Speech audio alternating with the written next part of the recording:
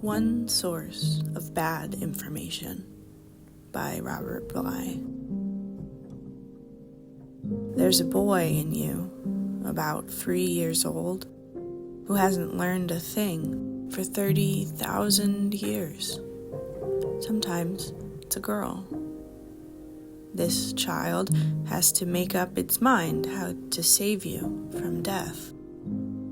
He said things like, stay home, avoid elevators, eat only elk. You live with this child, but you don't know it. You're in the office, yes, but live with this boy at night. He's uninformed, but he does want to save your life. And he has. Because of this boy, you survived a lot. He's got 6 big ideas.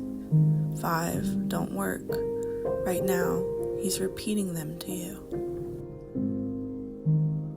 In order to understand the aesthetic in its ultimate and approved forms, one must begin with it in the raw, in the events and scenes that hold the attentive eye and ear of man, arousing his interest and affording him enjoyment as he looks and listens.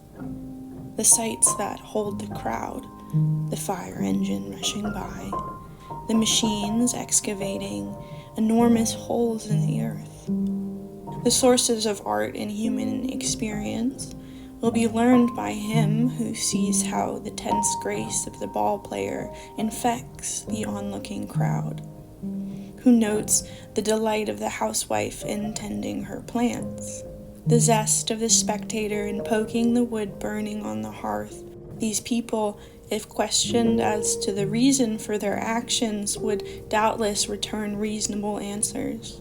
The man who poked the sticks of burning wood would say he did it to make the fire burn better, but he is nonetheless fascinated by the colorful drama of change enacted before his eyes, and imaginatively partakes in it. He does not remain a cold spectator. What Coleridge said of the reader of poetry is true in its way of all who are happily absorbed in their activities of mind and body. Quote, the reader should be carried forward, not merely or chiefly by mechanical impulse of curiosity, not as a restless desire to arrive at the final solution, but by the pleasurable activity of the journey itself. Hi, it's me, Reuven, jumping on voice here to kind of introduce you to this concept of this video. I wanted to treat it more as a commonplace book than as a vlog. I wonder if you could tell me what you think in the comments. This week was a strange one. I spent some time at my mom's house watching my old dog, Rory. He was earlier in the video. And now I'm back home and I'm working on a new crochet project.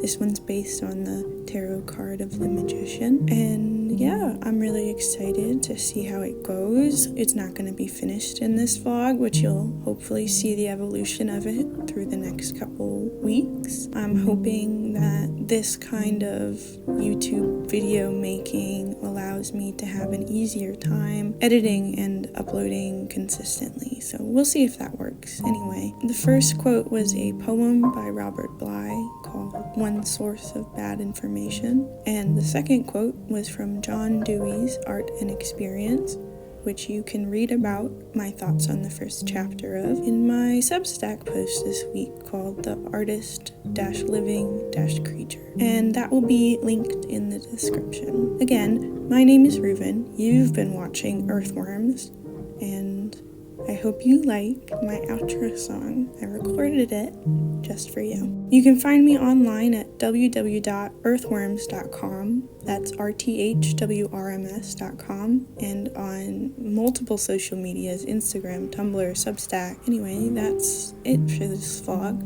I hope you've enjoyed it, and I hope you have a wonderful day. Bye. My name is Reuven. You're watching YouTube and you just made it through, so good for you. Just leave a comment and say hi, and don't forget to subscribe, and I'll see